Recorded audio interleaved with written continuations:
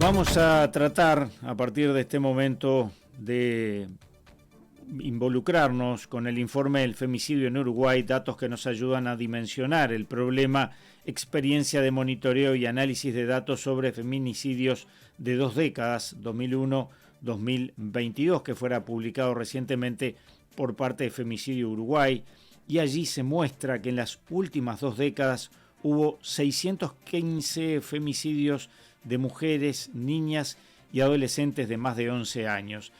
Esto implica que en promedio cada 12 días fue asesinada una mujer por su condición de género.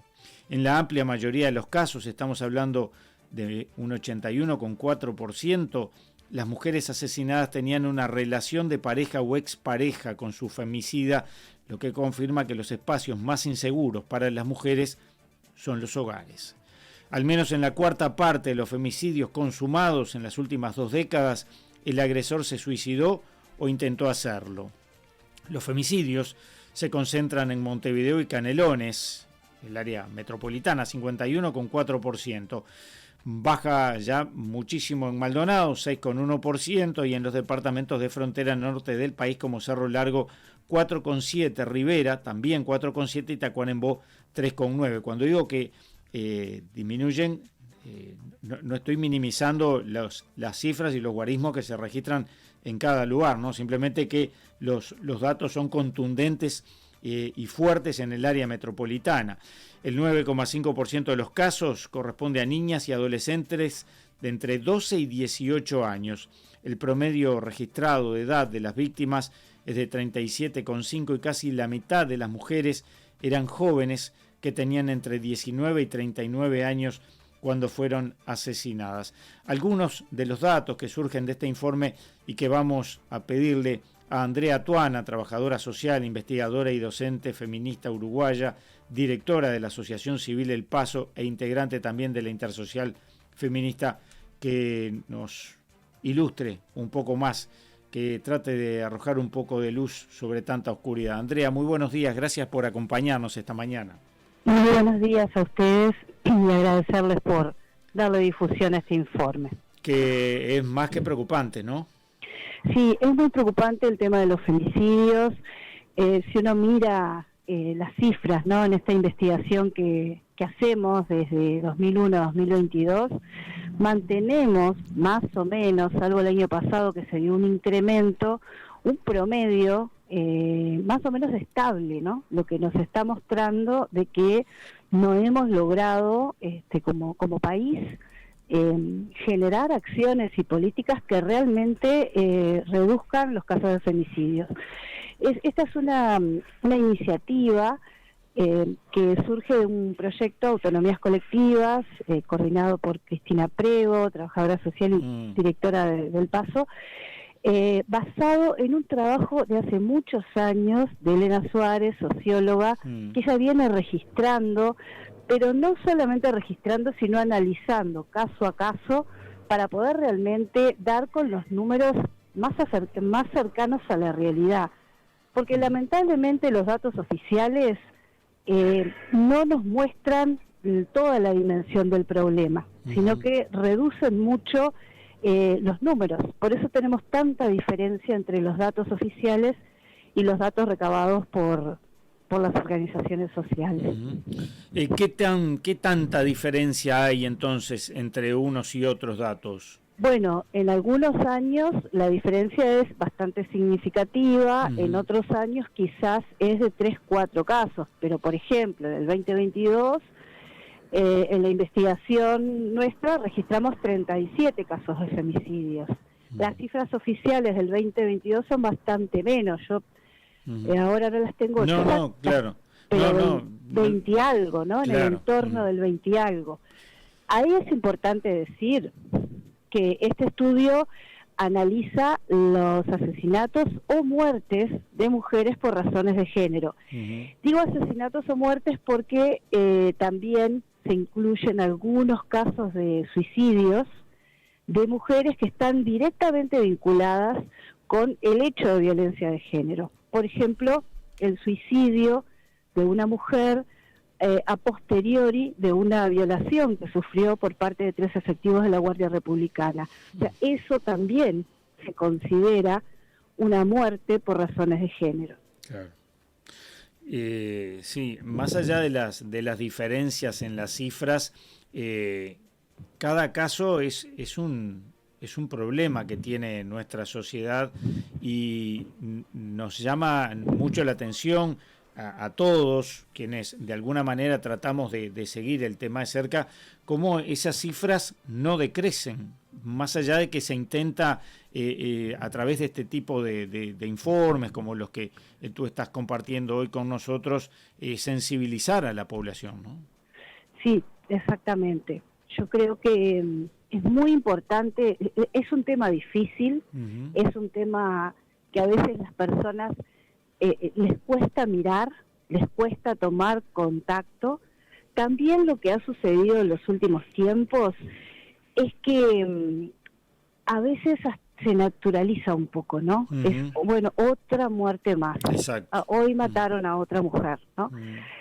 Yo creo que es muy importante que podamos mirar estos números claramente, que además, como tú decías, no son números, son casos, son historias, son familias que quedan destrozadas, ¿no? No es solamente esa mujer que perdió su vida, sino que además hay un montón de víctimas que quedan, desde los hijos e hijas a la familia ampliada, los amigos. Los amigos también, claro. Exactamente. Los hijos e hijas, bueno, nosotros hemos acompañado durante un transcurso largo, ¿no?, algunos hijos e hijas de mujeres asesinadas, y la verdad es que la vida queda, ¿no?, queda muy signada por esa situación.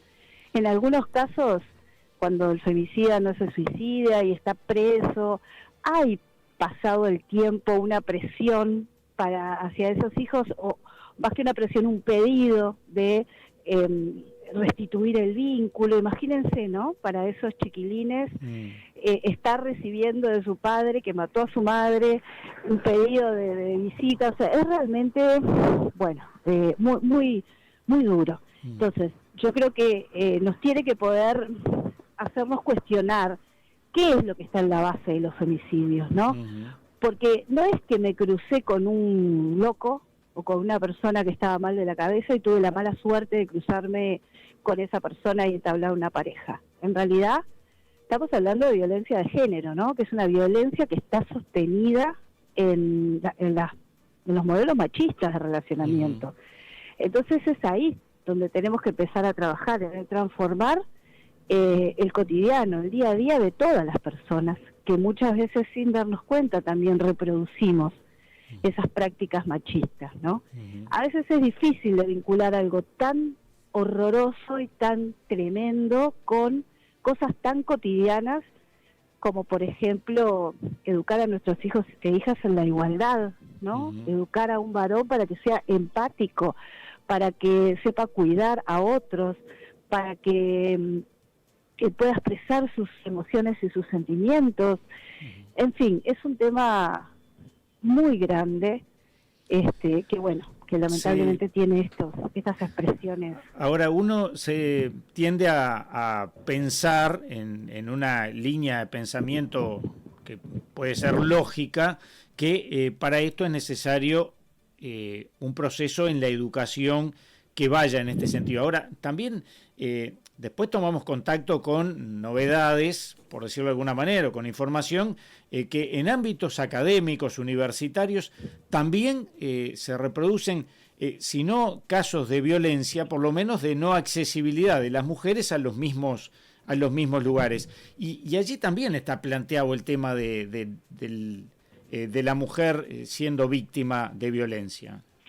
Y sí, porque en realidad el tema de la violencia es un continuo que va desde estas expresiones más bestiales, por decirlo de alguna manera, a esa discriminación y esa desigualdad que sufrimos las mujeres en la vida cotidiana y en todos los ámbitos, en los ámbitos de estudio, en los ámbitos de trabajo, bueno, en la familia obviamente con estas consecuencias, y otras, entonces es ahí justamente donde nosotros tenemos que trabajar. Tú mencionaste la universidad. La universidad no se ha comprometido con este tema. Este es uno de los temas más graves, ¿no? Y más importantes que sufrimos las mujeres y los niños, niñas y adolescentes en Uruguay. No es la única población que sufre esta forma de violencia, pero sí es la que tiene mayor prevalencia. Pero no está incorporado el tema en la currícula para formar abogados, médicos, psicólogos, psiquiatras, trabajadores sociales. Entonces, es muy difícil luego que se detecten estos casos. Además, si vamos antes, ¿no? La educación primaria, secundaria, tampoco hay formación, ni está incorporado en la currícula el trabajar en el aula con los chiquilines y las chiquilinas en estas temáticas para prevenir la violencia en las relaciones de noviazgo, la violencia en los vínculos de la vida cotidiana.